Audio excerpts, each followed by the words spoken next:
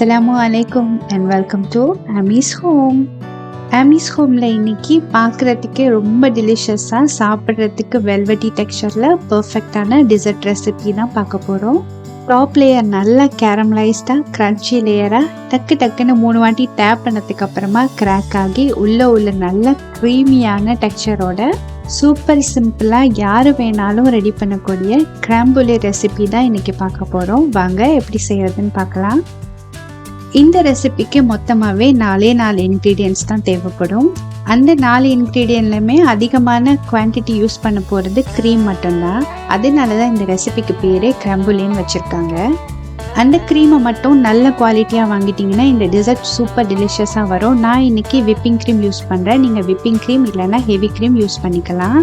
இந்த ரெசிபிக்கு மொத்தமாகவே 420 ml க்ரீம் தேவைப்படும். இதில் ஒரு 30 to 40% க்ரீமை கட் பண்ணிவிட்டு நீங்கள் மில்க் கூட சேர்த்துக்கலாம். ஆனால் மொத்தமாகவே க்ரீமாக சேர்த்திங்கன்னா டேஸ்ட் இன்னும் நல்லாயிருக்கும்.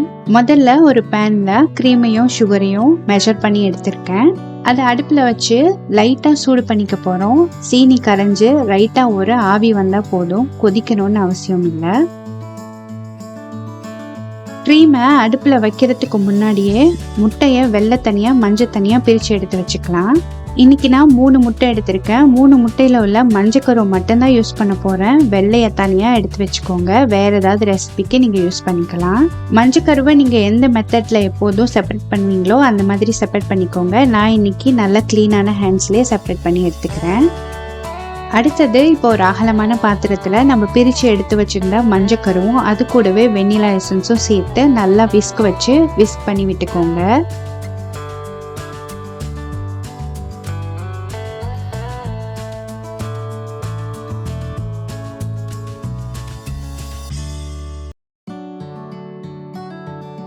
இப்போ பாருங்க, நம்ம அடுப்பில் வச்சுருந்த க்ரீம் லைட்டாக ஆவி வந்துடுச்சு. ரொம்ப கொதிக்க விட்டிங்கன்னா க்ரீம் தெரிஞ்சிடும். லைட்டாக ஆவி வர அளவுக்கு சூடு பண்ணால் போதும். அடுத்தது சூடு பண்ண க்ரீம்லேருந்து பாதி அளவை மட்டும் முட்டை மஞ்சக்கருவில் சேர்த்துட்டு நல்லா பீட் பண்ணிக்கோங்க. சூடான எல்லா க்ரீமையும் மொத்தமாக முட்டையில் சேர்த்தா முட்டை மஞ்சக்கரு வெந்துட்டு கட்டியாக ஆகிறதுக்கு வாய்ப்பு இருக்குது. அதனால் க்ரீமை கொஞ்சம் கொஞ்சமாக முட்டையில் சேர்த்து கலந்து விட்டுக்கோங்க.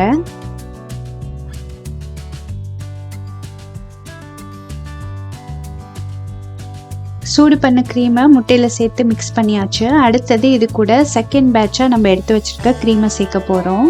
இந்த ரெசிபிக்கு மொத்தமாக 420 ml க்ரீம் தேவைப்படும் சொல்லியிருந்தேன். முதல்ல நம்ம சூடு பண்ணும்போது 210 ml சூடு பண்ணியாச்சு. ரெண்டாவதாக கோல்டான க்ரீமை இதில் சேர்த்து மிக்ஸ் பண்ணி விட்டுக்கலாம்.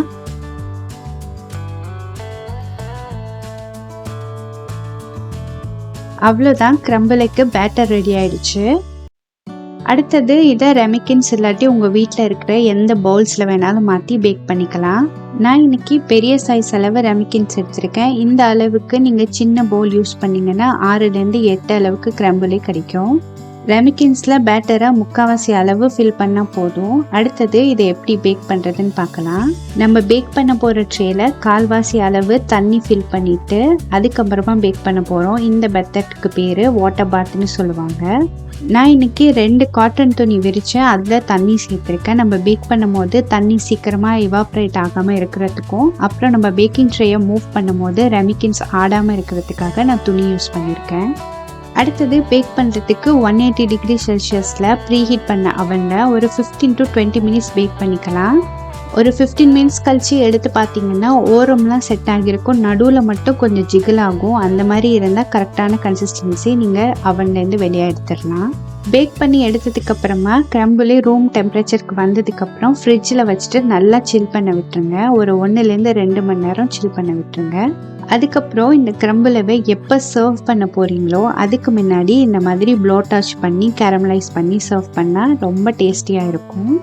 சர்வ் பண்ணுறதுக்கும் ஒரு 20 மினிட்ஸ்லேருந்து 30 மினிட்ஸ்க்கு முன்னாடி மட்டும் நீங்கள் ப்ளோ டாச் பண்ணால் போதும். ரொம்ப ஏர்லியாக பண்ணிட்டீங்கன்னா அந்த க்ரன்ச்சி லேயர் க்ரன்ச்சியாக இருக்காது, சாகியாக ஆயிரும். நல்லா ஃப்ரிட்ஜில் வச்சுட்டு சில் பண்ண crème brûlée வெளியே எடுத்துகிட்டு அதுக்கு மேலே நல்லா ப்ரௌன் சுகரோ ஒயிட் சுகரோ எந்த சுகர் வேணாலும் யூஸ் பண்ணால் நல்லா எல்லா பக்கமும் ஸ்ப்ரெட் பண்ணி விட்டுட்டு இந்த மாதிரி ப்ளோ டாச் பண்ணிங்கன்னா சூப்பரான crème brûlée ரெடி.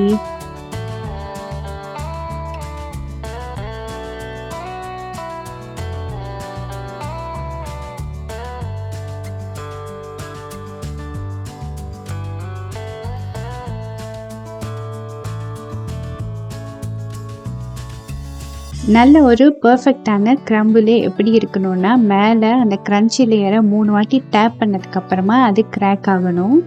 அந்த லேயர் கிராக் ஆனதுக்கப்புறமா நீங்கள் ஸ்கூப் பண்ணி எடுக்கும்போது நல்லா உள்ள வெல்வெட்டியாக க்ரீமியாக இருக்கணும். அதுதான் பெர்ஃபெக்டான கன்சிஸ்டன்சி crème brûléeக்கு. இந்த crème brûlée பெர்ஃபெக்டாக வரணும்னா நீங்கள் பேக் பண்ணும்போது நடுவில் ஜிகல் ஆகும் போதே வெளியே எடுத்துடணும். ரெண்டாவது ப்ளோ டார்ச் பண்ணுறது. சுகரை நல்லா ஈவனாக ஸ்ப்ரெட் பண்ணிவிட்டு லைட்டாக ப்ளோ டார்ச் பண்ணிங்கன்னா சூப்பரான க்ரன்ச்சி லேயர் கிடைக்கும். பாருங்கள், பார்க்கவே எவ்வளோ டெலிஷியஸாக இருக்குல்ல. பார்க்குறவங்களுக்கெல்லாம் டெம்ப்டிங் ஆகும்னு நினைக்கிறேன். இந்த ரெசிபி உங்கள் எல்லாருக்கும் பிடிச்சிருக்குன்னு நினைக்கிறேன். இந்த crème brûlée ரெசிபி பிடிச்சிருந்துச்சுன்னா உங்கள் ஃப்ரெண்ட்ஸ் அண்ட் ஃபேமிலிக்கு ஷேர் பண்ணுங்கள். மறக்காமல் ஆமிஸ் ஹோம்க்கு சப்ஸ்கிரைப் பண்ணுங்கள். தேங்க்யூ.